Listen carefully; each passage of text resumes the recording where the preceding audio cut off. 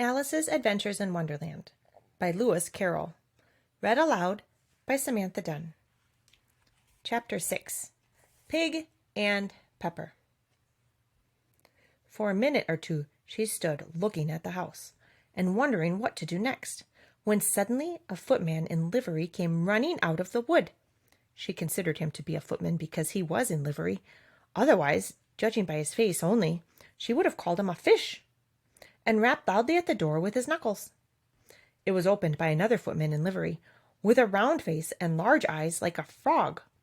And both footmen, Alice noticed, had powdered hair that curled all over their heads. She felt very curious to know what it was all about, and crept a little way out of the woods to listen. The fish footman began by producing from under his arm a great letter, nearly as large as himself, and this he handed over to the other, saying in a solemn tone, "For the Duchess, an invitation from the Queen to play croquet." The frog footman repeated in the same solemn tone, only changing the order of the words a little. "From the Queen, an invitation for the Duchess to play croquet." Then they both bowed low, and their curls got entangled together. Alice laughed so much at this that she had to run back into the woods for fear of their hearing her. And when she next peeped out, the fish footman was gone, and the other was sitting on the ground near the door, staring stupidly up into the sky. Alice went timidly up to the door and knocked. "There's no sort of use in knocking," said the footman, "and that for 2 reasons. First, because I'm on the same side of the door as you are. Secondly, because they're making such a noise inside, no one could possibly hear you. And certainly, there was a most extraordinary noise going on within, a constant howling and sneezing, and every now and then a great crash, as if a dish or kettle had been broken to pieces." "Please, then," said Alice, "how am I to get in?" "There might be some sense in your knocking," the footman went on without attending to her, "if we had the door between us. For instance, if you were inside, you might knock, and I could let you out, you know." He was looking up into the sky all the time he was speaking, and this Alice thought was decidedly uncivil. "But perhaps he can't help it," she said to herself. "His eyes are so very nearly at the top of his head. But at any rate, he might answer questions. How am I to get in?" she repeated aloud. "I shall sit here," the footman remarked, "till tomorrow." At this moment the door of the house opened, and a large plate came skimming out, straight at the footman's head. It just grazed his nose, and broke to pieces against one of the trees behind him. "Or next day, maybe," the footman continued in the same tone, exactly as if nothing had happened. "How am I to get in?" asked Alice again, in a louder tone. "Are you to get in at all?" said the footman. "That's the first question, you know." It was no doubt, only Alice did not like to be told so. "It's really dreadful," she muttered to herself. "The way all the creatures argue. It's enough to drive one crazy." The footman seemed to think this a good opportunity for repeating his remarks with variations. "I shall sit here," he said, "on and off, for days and days." "But what am I to do?" said Alice. "Anything you like," said the footman, and began whistling. "Oh, there's no use in talking to him," said Alice desperately. "He's perfectly idiotic." And she opened the door and went in. The door led right into a large kitchen, which was full of smoke from one end to the other. The Duchess was sitting on a 3-legged stool in the middle, nursing a baby. The cook was leaning over the fire, stirring a large cauldron which seemed to be full of soup. "There's certainly too much pepper in that soup," Alice said to herself, as well as she could for sneezing. There was certainly too much of it in the air. Even the Duchess sneezed occasionally, and as for the baby, it was sneezing and howling alternately without a moment's pause. The only things in the kitchen that did not sneeze were the cook and a large cat which was sitting on the hearth and grinning from ear to ear. "Please, would you tell me," said Alice, a little timidly, for she was not quite sure whether it was good manners for her to speak first, "why your cat grins like that?" "It's a Cheshire cat," said the Duchess, "and that's why." "Pig!" She said the last word with such sudden violence that Alice quite jumped, but she saw in another moment that it was addressed to the baby, and not to her, so she took courage and went on again. I didn't know that Cheshire cats always grinned. In fact, I didn't know that cats could grin. They all can, said the Duchess, and most of them do. I don't know of any that do, said Alice very politely, feeling quite pleased to have gotten into a conversation. You don't know much, said the Duchess, and that's a fact. Alice did not at all like the tone of this remark, and thought it would be as well to introduce some other subject of conversation. While she was trying to fix on one, the cook took the cauldron of soup off the fire, and at once set to work throwing everything within her reach at the Duchess and the baby. The fire irons came first, then followed a shower of saucepans, plates, and dishes. The Duchess took no notice of them, even when they hit her, and the baby was howling so much already that it was quite impossible to say whether the blows hurt it or not. Oh, please mind what you're doing, cried Alice, jumping up and down in an agony of terror. Oh, there goes his precious nose, as an unusually large saucepan flew close by it and very nearly carried it off. If everybody minded their own business, the Duchess said in a hoarse growl, the world would go around a deal faster than it does. Which would not be an advantage, said Alice, who felt very glad to get an opportunity of showing off a little of her knowledge. Just think of what work it would make with the day and night. You see, the earth takes 24 hours to turn round on its axis. Talking of axes, said the Duchess, chop off her head. Alice glanced rather anxiously at the cook to see if she meant to take the hint, but the cook was busily stirring the soup and seemed not to be listening, so she went on again. 24 hours, I think. Or is it 12? Oh, don't bother me, said the Duchess. I never could abide figures. And with that she began nursing her child again, singing a sort of lullaby to it as she did so, and giving it a violent shake at the end of every line.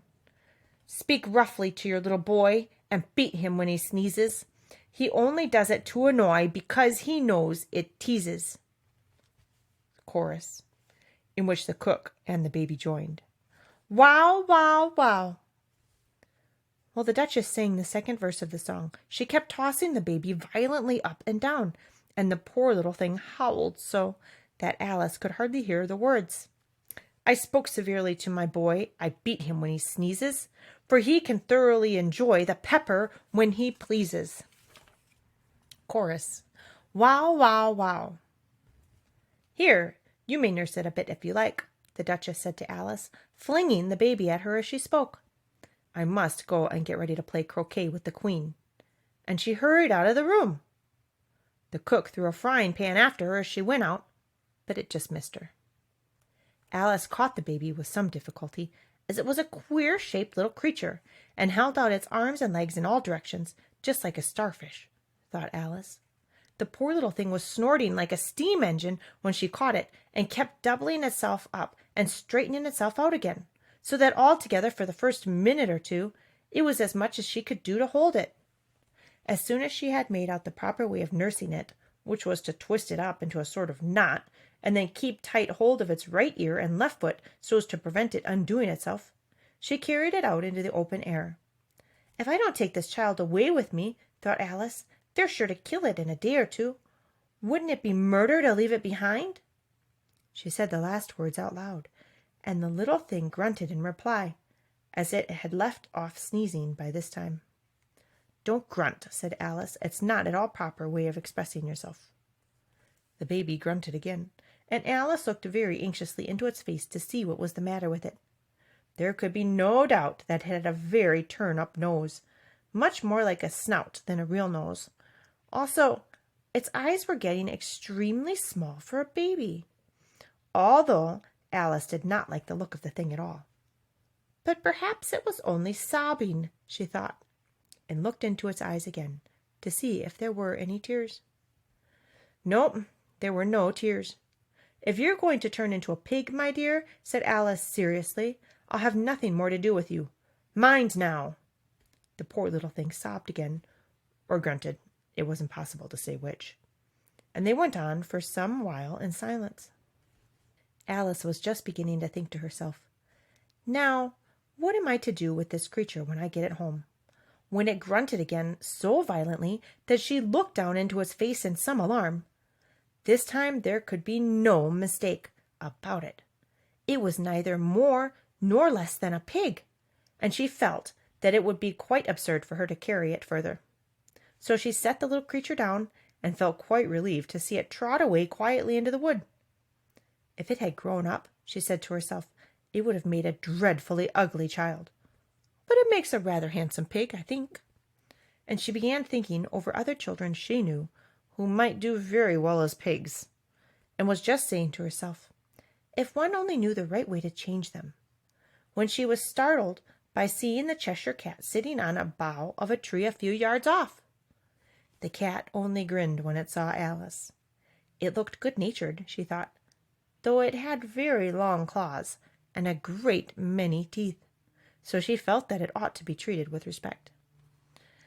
Cheshire Puss, she began rather timidly, as she did not at all know whether it would like the name. However, it only grinned a little wider. Come, it's pleased so far, thought Alice, and she went on. Would you tell me, please, which way I ought to go from here?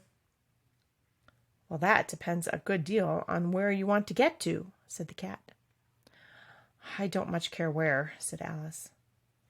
Then it doesn't matter which way you go, said the cat. So long as I get somewhere, Alice added as an explanation.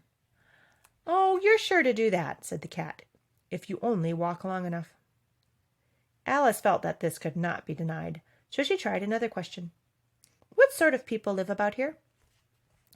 In that direction, the cat said, waving its right paw round, lives a hatter. And in that direction, waving the other paw, lives a March hare. Visit either you like. They're both mad. But I don't want to go among mad people, Alice remarked. Oh, you can't help that, said the cat. We're all mad here. I'm mad. You're mad. How do you know I'm mad? Said Alice.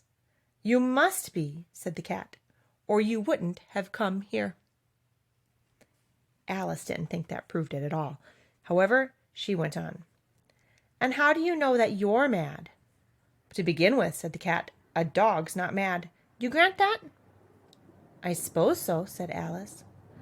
Well, then, the cat went on, you see, a dog growls when it's angry and wags its tail when it's pleased. Now I growl when I'm pleased and I wag my tail when I'm angry. Therefore, I'm mad. I call it purring, not growling, said Alice. Call it what you like, said the cat. Do you play croquet with the Queen today? I should like it very much, said Alice, but I haven't been invited yet. You'll see me there, said the cat, and vanished. Alice was not much surprised at this. She was getting so used to queer things happening. While she was looking at the place where it had been, it suddenly appeared again. By the by, what became of the baby? Said the cat. I'd nearly forgotten to ask. It turned into a pig, Alice quietly said, just as if it had come back in a natural way. I thought it would, said the cat, and vanished again. Alice waited a little, half expecting to see it again, but it did not appear, and after a minute or two she walked on in the direction in which the March hare was said to live. I've seen hatters before, she said to herself. The March hare will be much most interesting. And perhaps, as this is May, it won't be raving mad. At least not so mad as it was in March. As she said this, she looked up, and there was the cat again, sitting on a branch of the tree. Did you say pig or fig? Said the cat. I said pig, replied Alice, and I wish you wouldn't keep appearing and vanishing so suddenly. You make one quite giddy. All right, said the cat, and this time it vanished quite slowly, beginning with the end of its tail and ending with the grin, which remained some time after the rest of it had gone. Well, I've often seen a cat without a grin, thought Alice, but a grin without a cat? It's the most curious thing I ever saw in my life. She had not gone much farther before she came in sight of the house of the March hare. She thought it must be the right house, because the chimneys were shaped like ears, and the roof was thatched with fur.